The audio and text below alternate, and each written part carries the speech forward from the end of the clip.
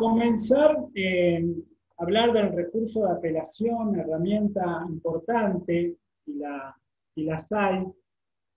Yo a veces digo, y algunos abogados me miran raro, pienso que hacer un recurso de apelación es más difícil que hacer una demanda. Me miran y nos quedan pensando, ¿no? Pero bueno, después de este comentario, decir que, ¿qué podemos apelar? Arrancar por esto, ¿qué es lo que podemos apelar? Bueno, las sentencias y los autos expresamente establecidos. Esto no requiere mayor complejidad, esto está más que claro, es algo obvio. Y lo que sí voy a entrar un poco en esto de la modificación del código actual en los autos que provocan la frustración definitiva del derecho. Esto que se introdujo como cierta novedad que se venía dando en los distintos pronunciamientos de los jueces, el legislador lo receptó y finalmente lo plasmó en el nuevo, no tan nuevo como dije la vez pasada, en el actual Código Procesal. Serían los autos que provocan la frustración definitiva del derecho. Esto lo quería leer textual, por eso lo copié y puse la rigurosidad que existe en la limitación en relación a la concesión del recurso de apelación para aquellos autos declarados expresamente inapelables, tiene su válvula de escape. ¿Cómo sería esto? ¿Sí? Como comencé diciendo, hay sentencias y autos que están expresamente establecidos, que se pueden interponer un recurso de apelación en el cual no trae mayor complejidad. Pero hay cuestiones que pondrían definitividad al pleito. Entonces, en esta oportunidad, el codificador nos dice que podemos interponer un recurso de apelación para aquellos autos que son inapelables. ¿Cómo es esto? Cuando logramos probar que ese auto interlocutor que pondría fin en principio provoca la frustración definitiva del derecho de nuestro cliente, o de justiciable, como ustedes quieran llamar. Ya que existe la posibilidad excepcional, y ahí lo puse en mayúscula, lo remarqué, excepcional, porque es discrecional del juez, de habilitar la vía de alzada contra autos que en principio, como dije, serían inapelables, pero que son susceptibles de provocar la frustración definitiva del derecho. Esta herramienta esto es muy importante a la hora de evaluar si podemos o no interponer este tipo de recursos, fundándolo sumariamente, como ahora enseguida voy a explicar, para poder luego ser concedido.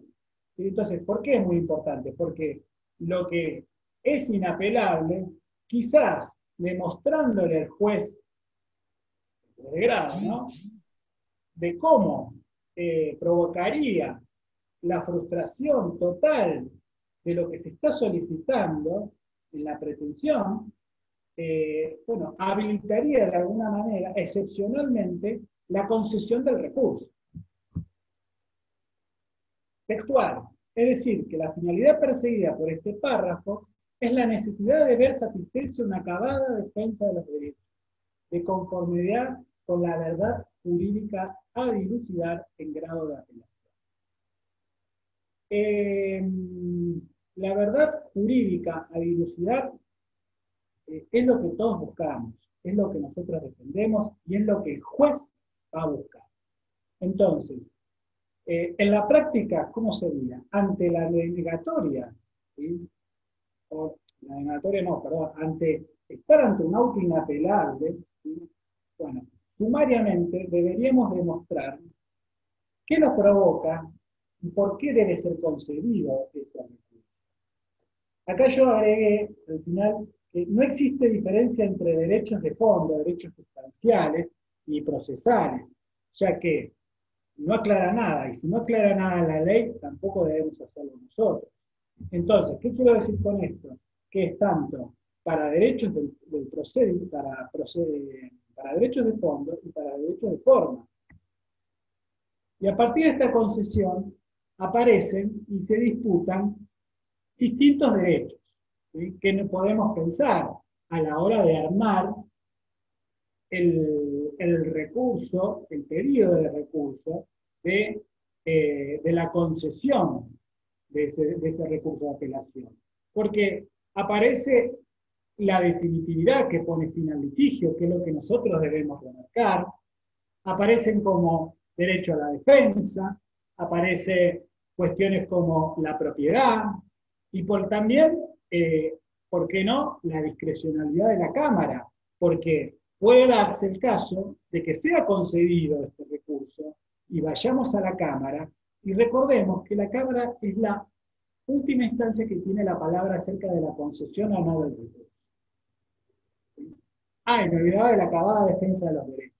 Todas estas cuestiones que no debemos perder de vista sirven como eje para poder armar y justificar, argumentar y defender el por qué tenemos la necesidad de que se nos conceda ese derecho.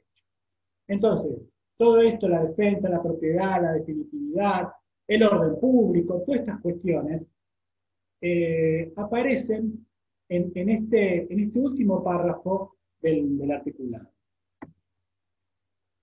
Bueno, algunos ejemplos que son inapelables. El incidente de declinación de la situación y garantía. Bueno, ¿por qué nosotros debemos demostrar y por qué la necesidad? Bueno, todas estas cuestiones, la ley dice sumariamente, pero entre nosotros no seamos escuetos en estas cuestiones, ¿sí? Expliquemos, demos los verdaderos fundamentos de por qué necesariamente se nos tiene que conceder este recurso. Doctor, ahí te hago una aclaración. Muchas veces, por ejemplo, la declinación, el ejemplo que estás poniendo de declinación de garantía, llegan apelaciones al auto y a veces el tribunal elige que todo esto sea motivo de la sentencia final, porque hay causales, por ejemplo, falta de pago de la prima, que es algo muy simple de ver en la apelación, por ejemplo, pero no así cuando la persona no tenía el carné o era ebrio, o una de esas cláusulas que son de exclusión de cobertura según la postura, donde uno se tiene que meter en la mecánica del accidente. Entonces, muchas veces, por prudencia, la Cámara en esos casos no lo concede o hace un speech, por así decirlo, como que se verá el momento de la sentencia final para que decidan, ¿me entendés? Porque a veces esa declinación de garantía es como prematura tratarla en la Cámara porque vamos a preopinar, por así decirlo, en cuestiones que hacen a la mecánica del accidente. No en los casos donde es una falta de pago de prima o prima abonada fuera de plazo. Eso ahí se hace mucho más fácil, pero frente a nosotros, yo poniéndome del otro lado, muchas veces los profesionales, hay situaciones donde pueden no consentirlos y la misma Cámara dice, bueno, miremoslo para la etapa oportuna, para no meternos, si no vamos a estar propinando sobre la mecánica del accidente, y tampoco es bueno para las partes, ¿me entendés, doctor? Entonces hay veces que hay que ver la casuística, cómo se va manejando en estos autos declarados inapelables. Y otra cosa muy importante, que vos hablaste de la definitividad, que también todos estos planteos de definitividad, ustedes cuando apelan, tienen que estar mirando un futuro recurso extraordinario, porque también estos argumentos que ustedes, la artillería con la que tiran ahora, también la va a ver la Corte cuando le vayan a abrir la vía en cuanto, por ejemplo, el criterio de definitividad.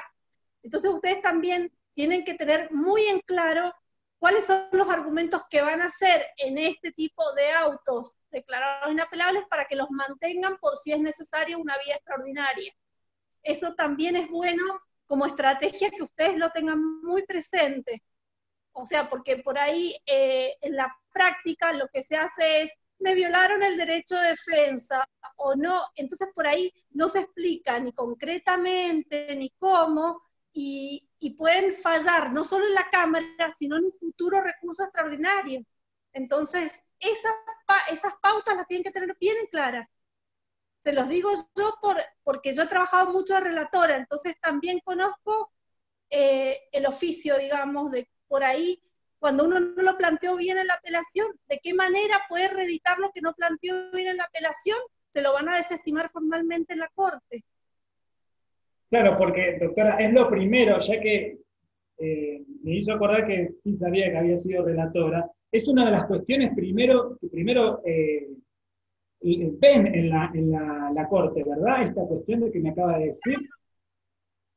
En la Corte hay un montón de criterios que ustedes, o sea, la Corte es así, un poco lo que hablábamos más temprano. Nosotros, la segunda instancia no es un nuevo juicio, que a mí me posibilite considerar nuevas pretensiones o cuestiones ajenas a que fueron a la litis contestatio.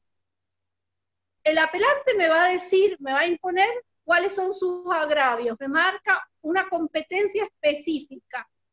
Si yo me salgo de estas cuestiones que quedaron firmes, voy a agraviar a la gente violando el derecho de defensa de juicio y de la propiedad. Cuando esto va a la Corte, esto se vuelve a revisar, porque la Corte revisa lo que ha pasado en las instancias ordinarias. Entonces ustedes tienen que acotar, es como probarse distintos anteojos. En la Cámara ustedes le proponen al juez un tipo de anteojo, y en la Corte le proponen otro tipo de anteojo, pero está acotado a los anteojos que vieron con la Cámara. Entonces, tienen que tener mucho cuidado, porque la instancia de la Cámara, que es la que le queda ordinaria, tiene que ser muy preciso, porque después no crean que van a poder remontar esto en un recurso extraordinario si no lo plantearon bien, la cuestión constitucional implicada y todo eso. Por eso hay que ser muy precisos. ¿Cuál es otra cosa importante en la Cámara? Yo, como juez de Cámara, puedo calificar las acciones y aplicar el derecho por el principio iura novet curia, pero me puedo apartar de la invocación que hizo el litigante, pero no de los hechos, ¿sí? Yo, como un principio, no puedo cambiar, por ejemplo, la naturaleza de la acción intentada y sustituirla por otra. Si me piden un cobro de pesos derivados de un incumplimiento contractual, no puedo decir cobro de pesos por cumplimiento, porque ahí estoy violando el derecho de defensa de las partes, ¿no? Y después, siempre la Cámara es una instancia revisoria. Yo verifico el acierto o el error que incurrió en primera instancia o el juez acuo, siempre respetando la forma en que se trabó la litis, y no puedo introducir o hacer valer cuestiones que no fueron introducidas o invocadas por las partes al momento de trabarse la litis. ¿Sí? En principio, después vamos a ver hechos sobrevinientes. Qué importante, como primer tip, doctora, ¿sí? Que yo el otro día hablé acerca de hacer las reservas y de impugnar, porque después vamos a la Cámara o a la Corte, como estuvimos hablando, y lo que no se impugnó, lo que no se reservó a través del recurso, o lo que sea, ¿sí? Esa cuestión, ¿sí? No puede entrar a ser revisada nuevamente. No, es que ustedes tienen ese marco que nos dan a los tribunales de segunda instancia, como que la suerte está echada respecto de la Corte, porque cuando ustedes ven, la Corte primero hace un juicio de admisión formal y después dicta sentencia, y muchas veces los recursos no pasan el juicio de admisibilidad formal. ¿Por qué? Porque son falta de definitividad, o consintieron cuestiones en las instancias ordinarias, o están introduciendo cuestiones inéditas y novedosas, que muchas veces pasa por cambiar de profesional. Llevan una estrategia procesal en primera instancia, en segunda la cambian, y van a la Corte y dicen, no, pero esto no estuvo desde el principio planteado de ese término.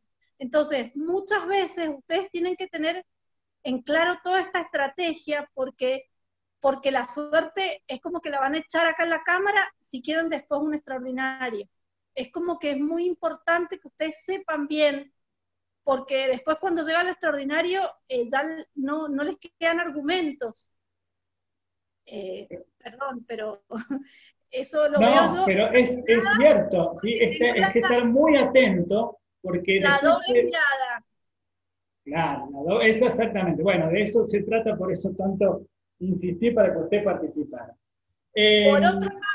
Por otro lado, y esto, bueno, ya vamos a adentrarnos a la crítica, sé, doctor, que usted lo va a explicar bien, pero cuando uno impugna cualquier sentencia o cualquier auto, siempre tiene que pensar que está impugnando ese último, y no puede empezar a criticar resoluciones anteriores que ya está o precluido el derecho, o ustedes las consintieron, salvo que esa resolución que usted está recurriendo ahora tome esos fundamentos anteriores que no fueron impugnados o usted hizo reserva de impugnar. Eso también es importante, porque hace también a toda esta situación.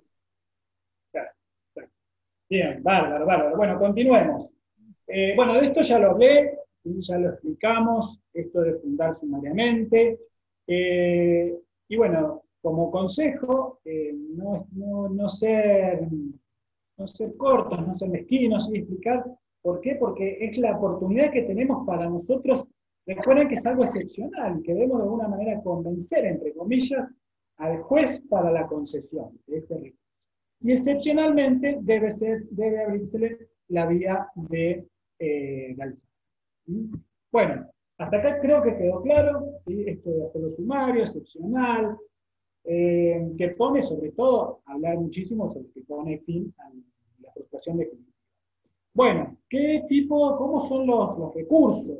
¿Sí? Existen dos formas de ser concedidas, en forma libre, en forma abreviada, hasta acá ningún tipo de complejidad.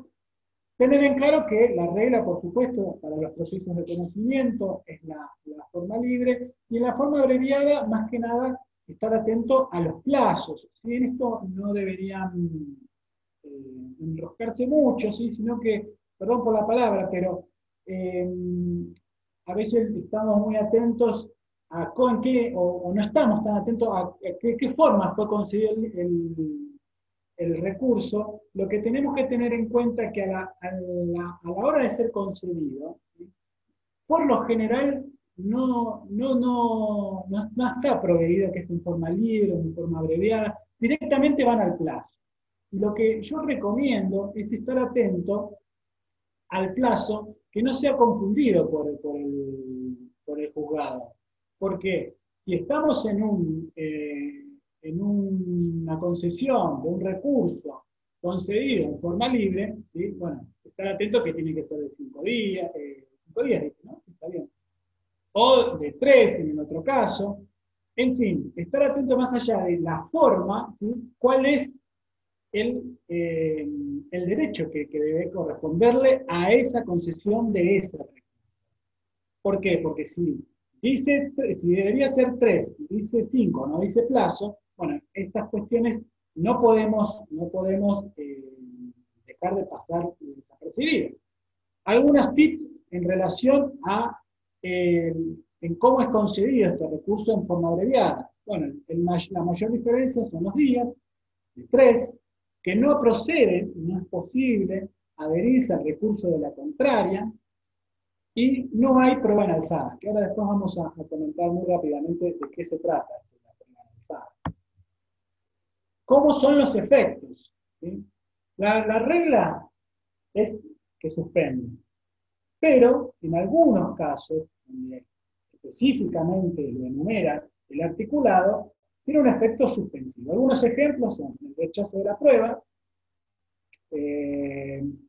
la distribución dinámica de la prueba, perdón, dije carece de efecto suspensivo o devolutivo, ¿sí? Con efecto devolutivo. Medidas precautorias, la ampliación de embargos, y cómo es en la práctica. ¿Sí? Lo que debería ser es ordenarse armar una compulsa. Y ojo, que ahora el código ordena que sea armado en el plazo de 5 días, bajo apercibimiento de tenerlo por resistido. Ojo con este tema porque si no lo hacemos dentro del plazo y la otra parte lo pide, podrían perder la oportunidad de ofrecer ese recurso y de llevarlo a la Cámara, ¿sí? Porque si nosotros armamos una compulsa y el principal sigue, porque justamente fue concedido con el efecto devolutivo hasta que la Cámara resuelva, salvo que también podamos pedir a la Cámara que suspenda en el principal, cuestión que va a ser ordenada en la Cámara y va a ordenar al juez de grado que suspenda el procedimiento hasta tanto se resuelva.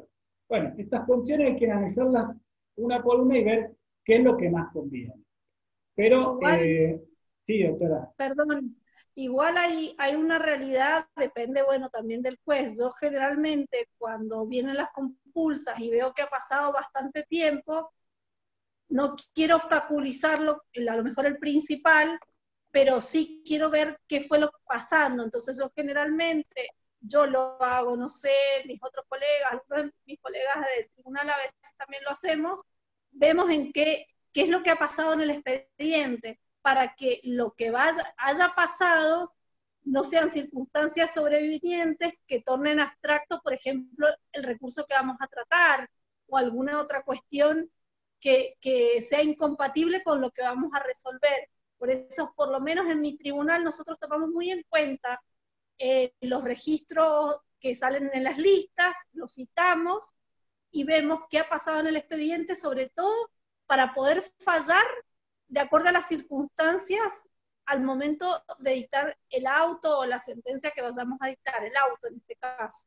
Eso para nosotros es muy importante, porque muchas veces suceden cosas en primera instancia, el recurso arriba está la compulsa muchísimo tiempo, y sucedieron cosas que ya superaron el recurso y nunca nos informaron. Entonces, por lo menos nosotros en nuestra Cámara tenemos la tendencia de fijarnos y de ver.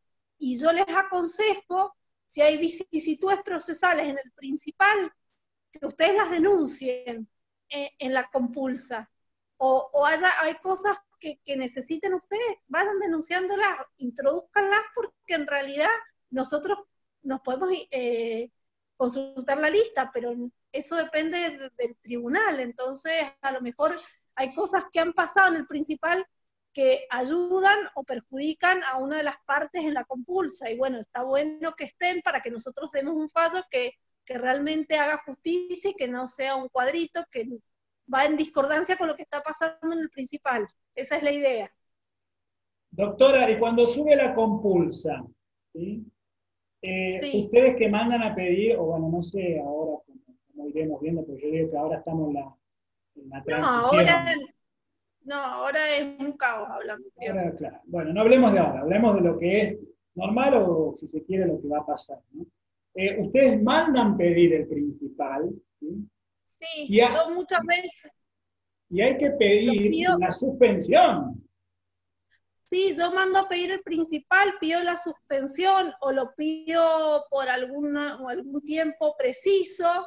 Por ejemplo, estoy por dictar la sentencia, ya tengo hecho el borrador y hay un punto, un agravio que realmente necesito ver el principal, lo mando a pedir y en algunas oportunidades ni siquiera hemos suspendido porque ha sido un pase, hace el ingreso el principal y sacamos las sentencias ahí nomás, porque es algo que venimos estudiando. Tratamos de que haya economía procesal y no generarle a los profesionales que tengan que suspender y todo eso. Si vemos que es un tema mucho más grave o mucho más complejo, sí, ordenamos la suspensión hasta tanto nosotros resolvamos.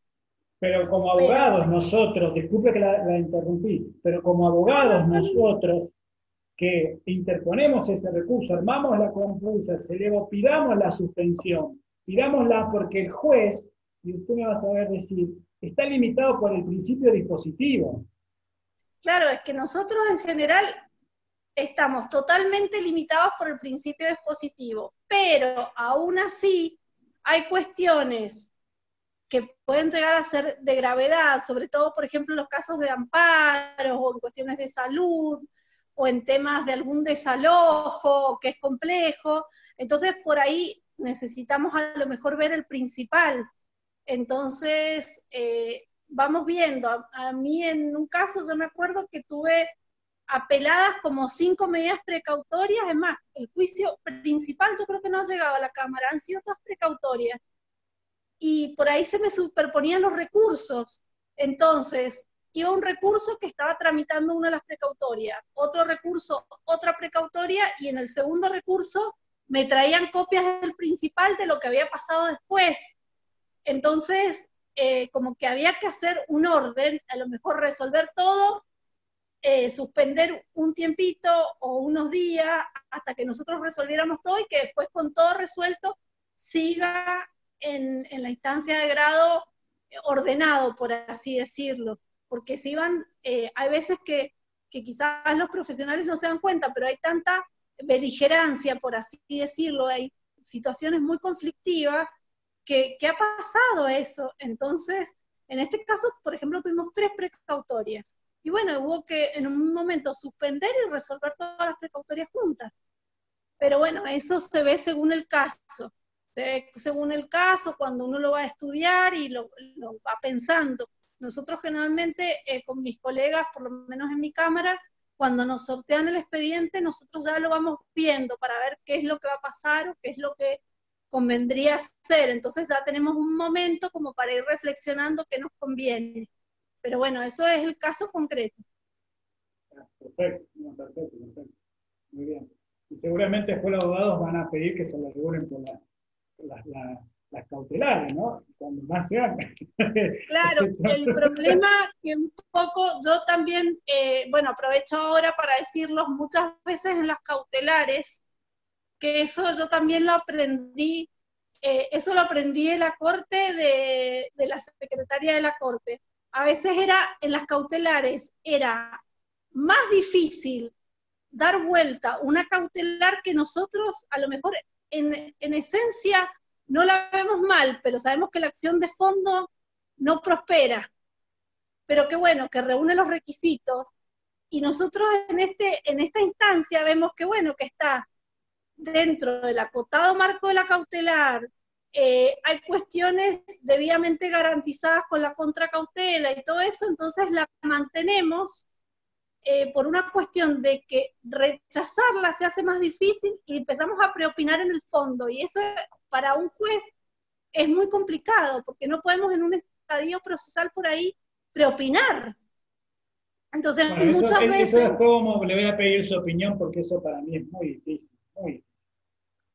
Es muy difícil para nosotros muchas veces, o sea, hay veces que uno de una se da cuenta que la cautelar está mal concedida, pero hay veces que no. Entonces, justamente, a lo mejor el juez acuo no la fundamentó totalmente, pero hay fundamentos para en este estadio preliminar concederla, entonces se la mantiene con otros fundamentos, pero se la mantiene avalando lo que hizo el juez y tratando siempre de no preopinar.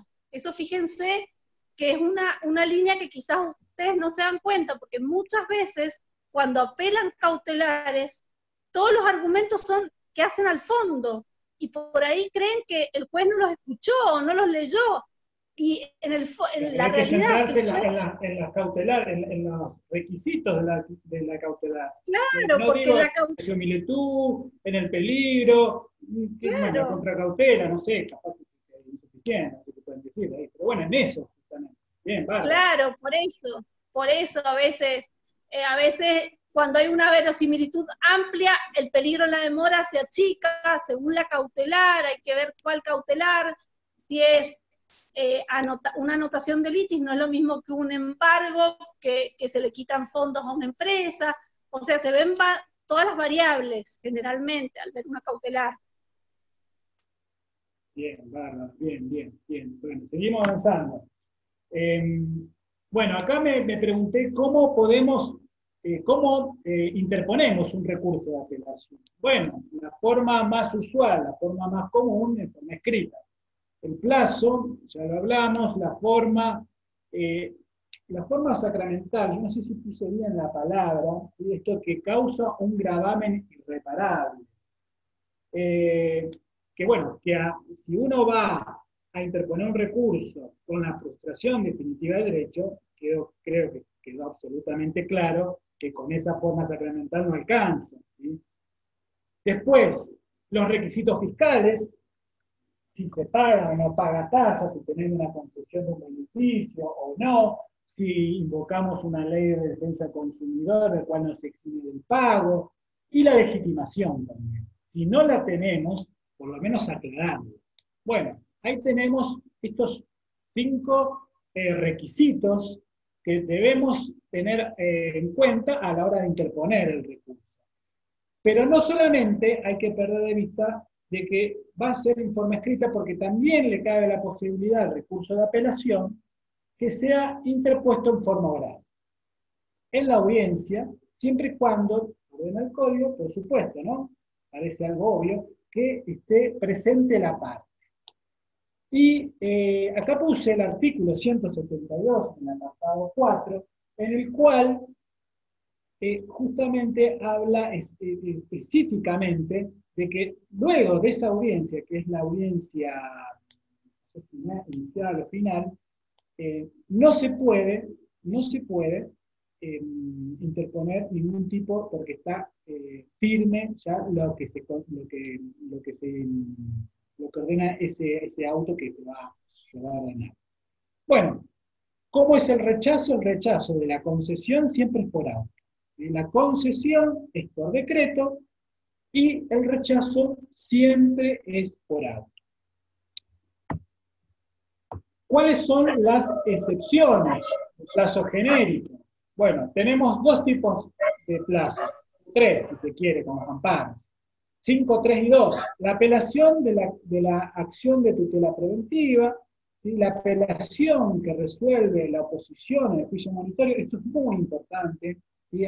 Porque es algo muy común, lo he visto, que apelan fuera de plazo y después, después justamente perdimos la oportunidad por una cuestión de haber contado mal el plazo, de no tenerlo presente en algo que es tan común, tan normal como los juicios monitorio. Acá aclaré yo que es la apelación que resuelve la oposición en el juicio monitorio. Y el otro ejemplo es qué pasa en los amparos. Recién algo hablamos de los amparos. Bueno, acá la interposición del recurso, ¿sí? es un plazo especial de 2 días. ¿Sí? Y bueno, a diferencia de los otros que se presentan nada más con el apela, causando gravamen irreparable, y cumpliendo con la legitimación, con las obligaciones fiscales, dentro del plazo. Bueno, además de eso, ¿sí? El amparo tiene que presentarse fundado. También lo he visto que han apelado, bueno, directamente no es concedido. ¿Por qué no es concedido? Porque uno de los requisitos de presentación del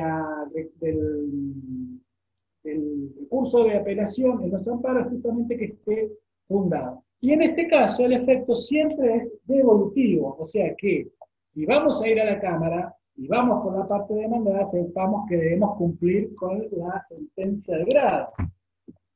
Bueno, otro ejemplo. ¿Qué pasa con los honorarios? ¿Sí? Esto, recién hablamos de que no hay que fundar y de que cuándo hay que fundar. Bueno, yo acá, el artículo 40 habla de que tenemos que enumerar los puntos de los cuales, cuando se apelan únicamente honorarios, ¿sí?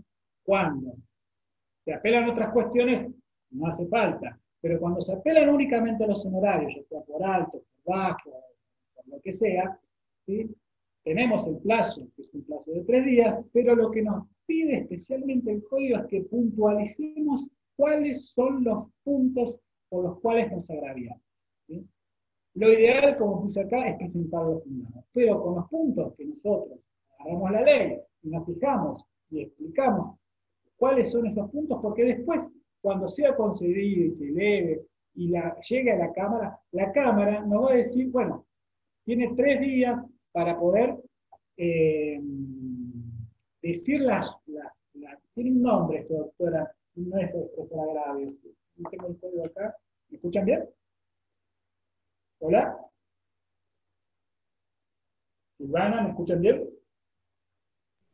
Sí, doctor, yo lo escucho, pero la doctora Carvajal está silenciada porque tenía interferencia, tenía interferencia, entonces le tuve que cerrar el micrófono. Bárbaro. Bueno, entonces, a la hora de apelar estos honorarios, ¿sí? Bueno, no perder de vista que no hace falta fundarlo, pero sí tenemos que enumerar los puntos en los cuales estamos, entre comillas, causándonos agravios la regulación.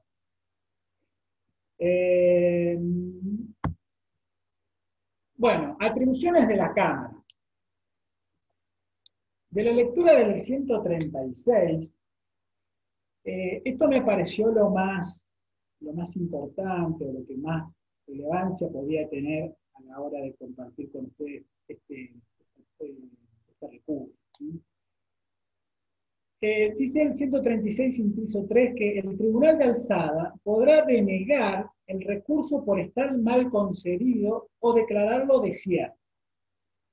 Bueno, hasta acá, perfecto, ¿sí? Sí, puede que por algún error del juzgado se concedió el recurso porque no faltaban algunos de los requisitos, no se advirtió, se concedió.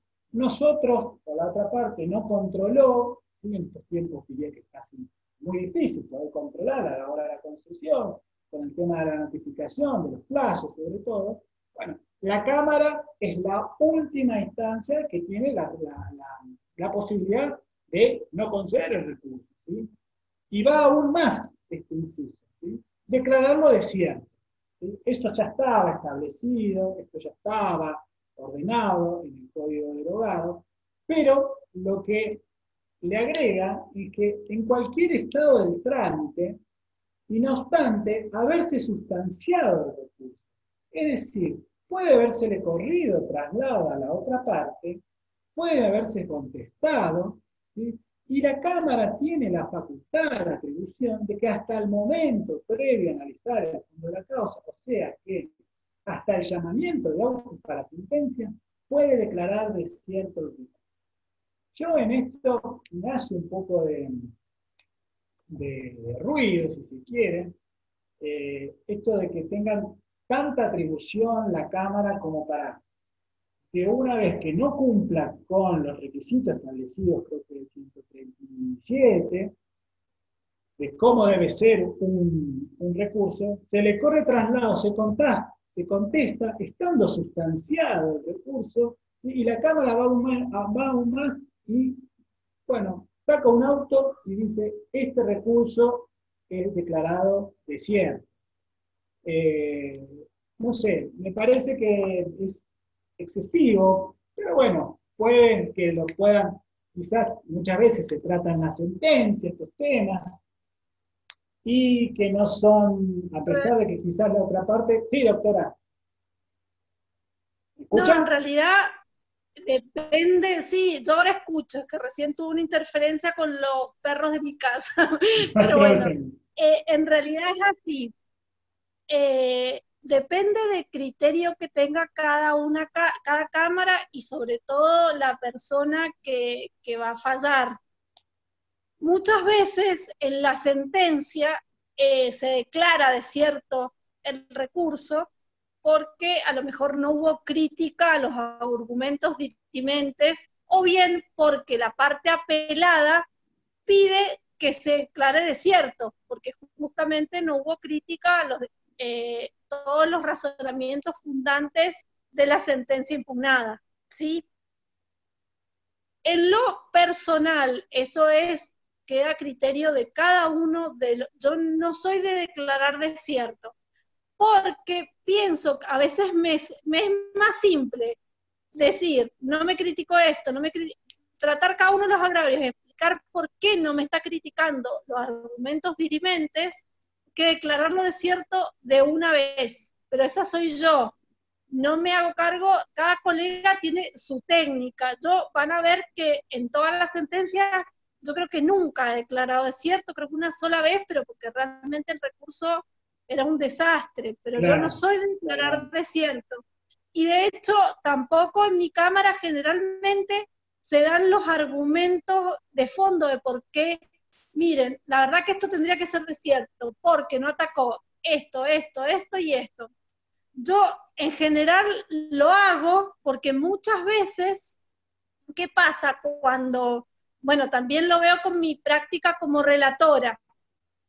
¿Qué pasa? Cuando llega a la corte, si han declarado desierto y uno más o menos le ve color, pasa la admisión formal, no se hace toda una revisión tan exhaustiva porque no hay materialmente tiempo para decidir si había, entonces como que dice, bueno, la verdad que la Cámara lo había tratado, y muchas veces la Corte termina confirmando que no, que es verdad, que no trataron y no sé qué, pero no, entonces yo aprovecho a tratar todo el recurso y no soy de declarar desierto, pero esa es mi técnica. Yo por si va a la Corte, no es perder el tiempo, digamos, pero bueno, es mi forma de redactar, creo que cada uno tiene, y yo en mi Cámara, en muchos de mis colegas, muchas veces declaran desierto, o todo el recurso, o algunos agravios, porque hay algunos agravios que, por ejemplo, en muchos casos nos apelan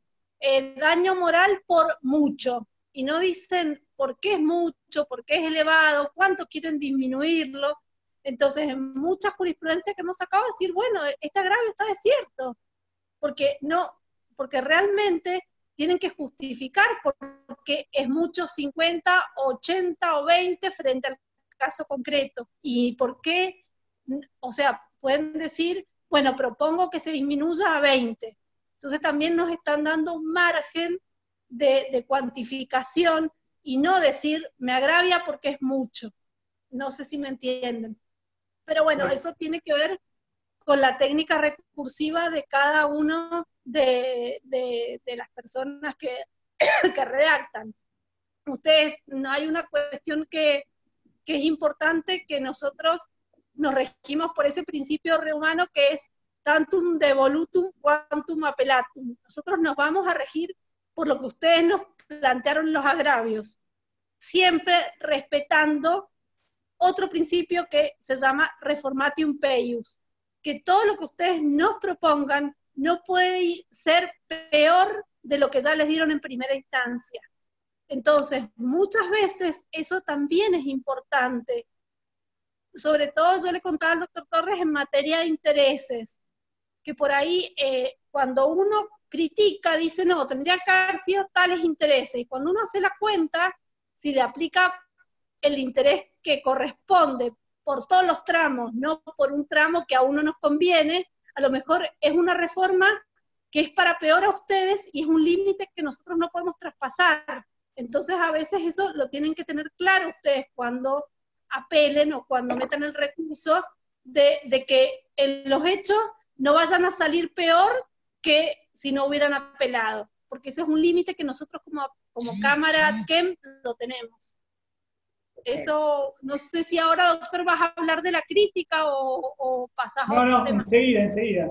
Ahora vamos a hablar de la conciliación en la Cámara, la difícil tarea que tienen los jueces, y que yo opino que la conciliación, tanto en la audiencia inicial, porque en la audiencia final también hay lugar, y una de las atribuciones de la Cámara es llamar a las partes de oficio, o una de las partes pedirla, la difícil tarea que tienen los jueces de no adelantar, preopinar, esto que dijimos. Para mí, esto debería ser tomado por un abogado conciliador, externo a la causa.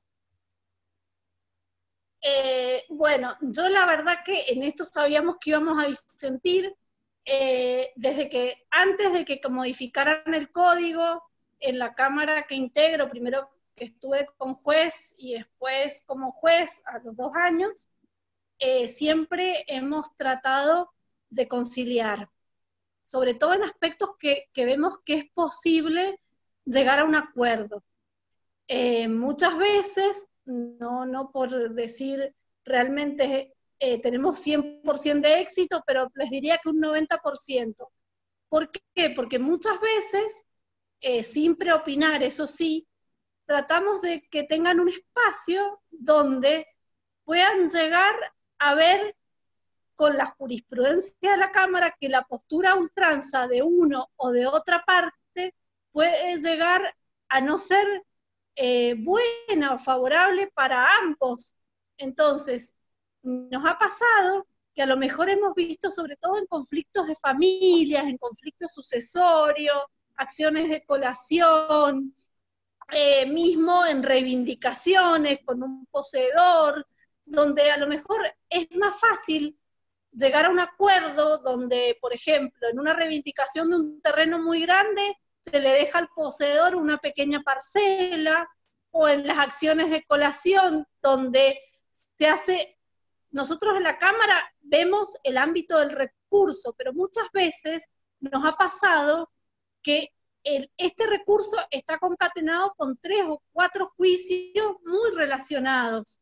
Entonces, les damos, aunque sea un espacio a las partes, para que puedan hablar de todos esos temas, nosotros obvio que sin preopinar, pero para que puedan llegar a un acuerdo. Le hemos ofrecido nuestro despacho, hemos hecho audiencias, y no les explico las cuestiones de familia, porque la Cámara nuestra antes era Cámara de Familia, y tenemos algunos expedientes de familia, de alimentos, también tenemos muchos casos de amparos de salud, bueno, el doctor ha estado, entonces siempre tratamos de llegar a eso de que hablando se entiende la gente, y de darles un espacio para que la gente pueda llegar a tener una solución, donde a lo mejor en esa solución que tratamos nosotros de lograr, se acuerdan las costas, que para nosotros también es muy importante que los profesionales puedan llegar a ver quién se va a hacer cargo de su trabajo, porque a veces son juicios de años y al final no saben qué va a pasar.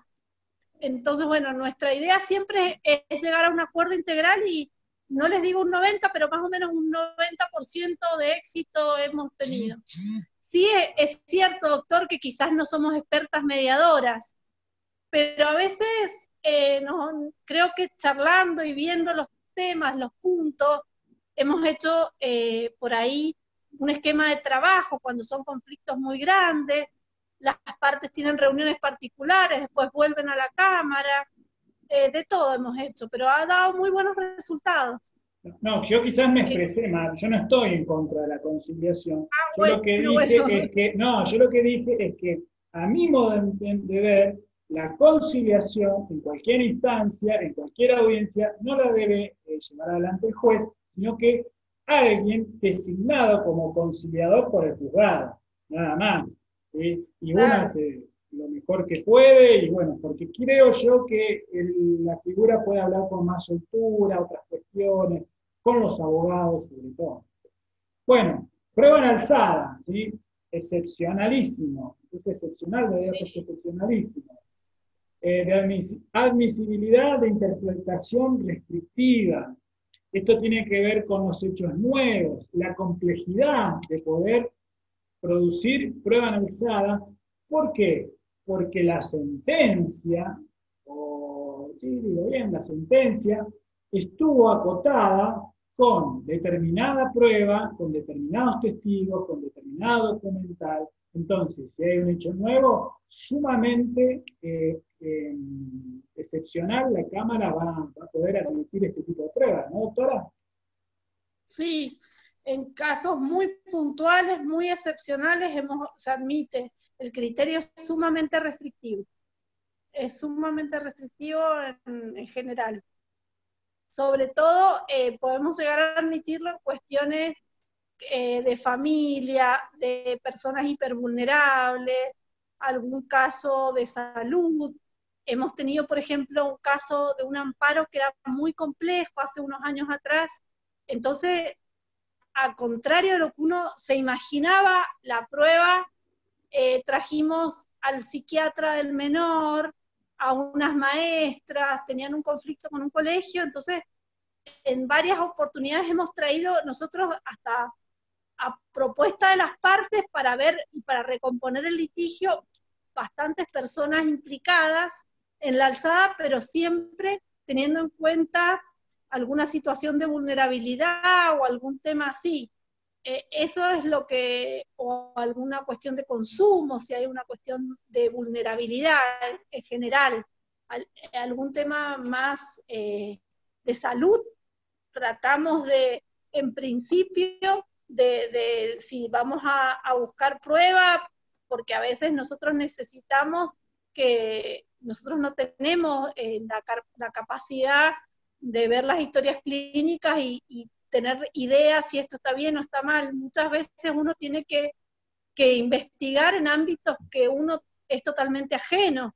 Entonces a veces, si las partes lo proponen y nos traen, como nos ha pasado por ahí con las obras sociales, entonces ver si hay un medicamento que puede ser bueno, tratamos de, dentro de lo que es la conciliación, de escuchar a lo mejor el testimonio de alguien, o del médico de cabecera, o de gente implicada respecto, por ejemplo, del amparista y de la obra social. Y esa prueba hemos sido bastante flexibles porque hay un derecho de la salud del juego. Pero en otros casos es un criterio en general estricto. Porque además no hay que perder... sí, no, perdón. Además, no hay... También también, por ejemplo, inspección ocular, muchas veces, bueno, esto no sé, yo muchas veces, pero eso soy yo también, no mis colegas, muchas veces vemos si es necesaria una inspección ocular, vamos al lugar antes, vemos si es necesario y ordenamos una inspección ocular porque por ahí nos han pasado situaciones de gente, no sé, que son poseedores, que han hecho un loteo y que nunca les escrituraron, y a lo mejor son 50, 70 familias, y uno del expediente son muchos cuerpos, pero en realidad son 70 historias de personas que a lo mejor está bueno hacer una inspección ocular en la alzada para ver de qué estamos hablando. Entonces también nuestra Cámara ha dispuesto inspecciones oculares. Vamos, con el caso concreto tratamos de dar una solución en justicia dentro de las posibilidades. Esa es la realidad. Pero no es que se descarte de plano. Nosotros tenemos el límite, lo que dice el código, pero hay situaciones o conflictos que son tan generales que necesitan una respuesta creativa. Entonces a lo mejor admitimos una prueba. O cuando hay un tema ambiental, también. Bien, bueno, el abanico de posibilidades es grande entonces. Pero lo que yo quería decir es que al momento de ofrecerla, ¿sí?, tener en cuenta de que esto tiene que ser admitido y tener en cuenta que la otra parte, la parte demandada, en primera instancia, no se pudo defender, no pudo impugnarla, y es muy importante probar de que porque no exige el código, de por qué no se pudo ofrecer en su momento, o cómo se tomó conocimiento, porque estos requisitos ustedes también lo valoran a la hora de admitirlo. Y es que sí, es que generalmente por ahí nos dicen una prueba que supónganse es de 5 años antes de iniciar el juicio, que uno podía haber tenido perfectamente acceso a un archivo, a un registro público, o sea, pidiendo un informe de dominio, a lo mejor esta prueba saltaba. Entonces muchas veces nosotros decimos no, o sea, no puede ser. Sí, en un caso, por ejemplo, que rechazamos que nos trajeran un expediente, pero sí vimos la sentencia en la Cámara Laboral, que era lo que había dispuesto. Entonces tomamos como base esa sentencia, creo que, si mal no recuerdo, fue un fallo de la doctora Furlotti. No habíamos aceptado que viniera el expediente como AEB, pero sabíamos que la sentencia existía. Entonces cotejamos la sentencia laboral que estaba firme, cotejamos que estaba firme, todo, que no había sido impugnada, y tomamos, por ejemplo, esa indemnización para un accidente in itinere para bajar nuestra indemnización en sede civil. Y era una prueba que a lo mejor en su momento no admitimos, pero no porque fuera innecesaria, sino porque a nosotros lo que nos interesaba era la sentencia, y realmente el expediente era público para nosotros. Claro. Muchas veces quizás ustedes no lo ven a eso, pero bueno, nosotros podemos llegar a verlo. Como si hay, algunas veces yo he tenido conflictos o cuestiones simples donde hay un problema penal muy complicado, y bueno, a lo mejor de oficio, como una medida mejor proveer, pedimos el expediente penal o pedimos un informe al fiscal de qué está pasando. Nos han pasado en ejecuciones cambiarias, que nos hemos enterado de situaciones que han sido muy graves en la sociedad, y que hemos pedido un informe porque sabemos que hay un juicio que es público y notorio que a lo mejor hay un juicio y hemos tenido que pedir un informe como una medida de mejor proveer. Bueno, eso, nosotros como Cámara somos muy activistas, por así decirlo, de buscar la verdad real. En otros casos no, en otros casos nos piden nueva prueba y lo rechazamos porque no se dan los requisitos del código. Pero generalmente cuando hay cuestiones muy delicadas, de situaciones muy delicadas, sí, siempre abrimos pruebas. Perfecto.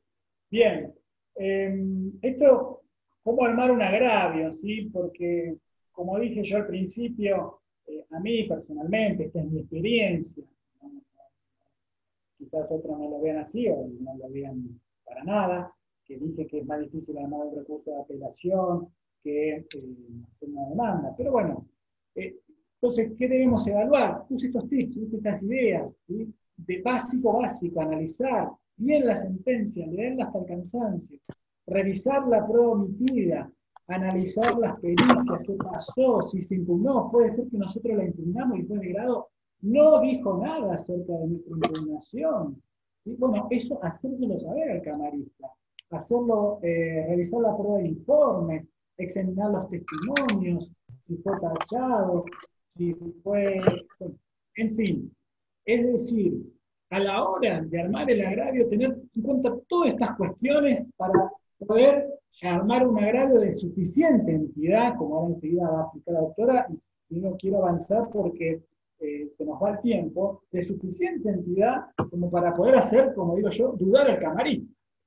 La omisión de criticar, permitir, inferir que ha sido consentido. ¿Sí? La omisión de criticar permite inferir que ha sido consentido. Entonces, acuérdense de hacer reserva, de impugnar, de apelar, de no dejar consentido, de no dejar algo firme, para que luego no nos digan que ha sido consentido. La carga del apelante logra la corrección y el principio dispositivo que impide la revisión oficiosa que ya algo hablamos. Bueno, ¿qué nos dice el código de cómo se escribe? ¿Cómo debe ser? Y en esto yo le voy a dar la palabra a la doctora, porque el código nos dice que tiene que ser el agravio claro, crítico, preciso, concreto, y cuidado con el copy-paste. Esto no lo dice el código, esto se lo agregué, pero bueno, la idea también a la hora de invitar a la doctora era saber, bueno, cuáles son los errores más comunes que uno puede advertir ustedes desde la cámara, qué no puede faltarle un agravio, qué no hace falta, bueno, todas estas cuestiones que se nos quiere compartir. Bueno, va a sonar como muy teórico, pero ustedes saben que una sentencia es un juicio lógico. Generalmente tiene que ir de una premisa general a una particular. En todo, ustedes, por ejemplo, un simple daño y perjuicio, ¿qué pasa? Primero ven la mecánica del accidente, después ven quién es el responsable, si hay una concurrencia, si hay un eximente, y después, si hay responsabilidad, se meten a los rubros. Eso es lo básico, ¿no? Ustedes cuando en cualquier sentencia van a criticarla, tienen que ir impugnando la opinión o el juicio que sustenta esa sentencia y qué fue lo que ustedes plantearon. ¿Cómo lo tienen que hacer? De una manera concreta, razonada. No se tienen que olvidar que ese es el marco del recurso, es el fin por cual nos llaman a nosotros para que reexaminemos lo que hizo el juez de primera instancia. Entonces yo tengo que decir el agravio en forma clara, concreta, explicar por qué. Muchas veces, como dijo el doctor, cortan, pegan, y uno no sabe qué es lo que quiere. Entonces, tienen que criticar los errores de juicio y tienen que hacerse cargo y rebatir cada uno de los argumentos esenciales del fallo en crisis. Todos los argumentos o los principales, por así decirlo. Depende, en primer lugar, qué es lo que van a criticar, porque muchas veces, a lo mejor ustedes están de acuerdo con que se haya atribuido tal o cual responsabilidad, pero no están de acuerdo con la extensión de la reparación. Entonces, tienen que poner como las balas de cañón en esa extensión de reparación y a lo mejor no en la mecánica del accidente. Eso es muy importante porque ustedes tienen que dar esa crítica detallada para darnos el marco. ¿Cuál es otra cosa que yo veo que pasa muchas veces? Las ideas, así como el doctor les dijo que ustedes tenían que leer lo que pusieron, lo que no pusieron, la prueba que se rindió, la que no se rindió, la que se valoró, la que no se valoró, bueno, ustedes hagan como un checklist y digan, el fallo me dijo a lo que pedí A, B, C, esto, aquello, aquello, aquello. A mí el fallo, me gusta esto, no me gusta esto, esto. Y ahí dicen por qué, y en qué prueba me baso para decir que está pésimo, o no me gusta, o está mal. Una sugerencia que yo hago, que es muy común en los profesionales, que empiezan, la sentencia es totalmente arbitraria. Yo siempre lo trato primero porque el vicio de arbitrariedad generalmente no es de la Cámara, no es propio de la Cámara, es un vicio que se analiza en la Corte. Entonces yo generalmente pongo un speech como diciendo, no, miren, la Cámara no podemos hablar de arbitrariedad, porque es un vicio que ustedes lo pueden calificar para la Corte y para los recursos extraordinarios. Entonces, generalmente hablamos de irrazonabilidad en la valoración de la prueba, o en un yerro en cuanto a cuestiones sustanciales. La estrategia que ustedes vayan a seguir no es lo mismo. Si les rechazaron toda la demanda, o les rechazaron una parte, o hay partes que están de acuerdo y partes que no, pero siempre tienen que tener en claro la importancia del interés jurídico en lo que están planteando. Eso que a veces la gente se olvida, que es el interés, ustedes lo tienen en todos, el artículo 41 imbuye todo. Ustedes tienen que tener, al plantear su agravio, un interés jurídico, real, cierto y positivo, de decir, esto no va. No podemos limitarnos a decir, por ejemplo, en una nulidad de sentencia, ay, me violaron mi derecho de defensa, punto. No, tienen que decir por qué, de qué manera, esa prueba que no fue valorada, de qué manera ustedes le impidieron defenderse como correspondían. Relacionado con este interés está otro tema del caso abstracto, que muchas veces el interés que uno tenía al iniciar la demanda o al apelar se extingue en el curso de la apelación. Yo lo que le aconsejo a los abogados que nos hagan conocer, porque muchas veces los jueces no conocemos esas circunstancias sobrevinientes.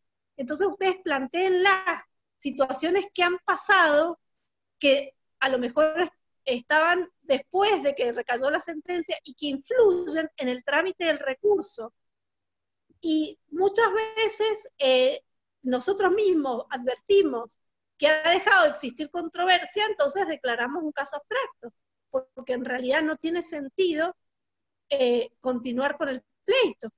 Eso es por la cuestión de la crítica y la fundamentación.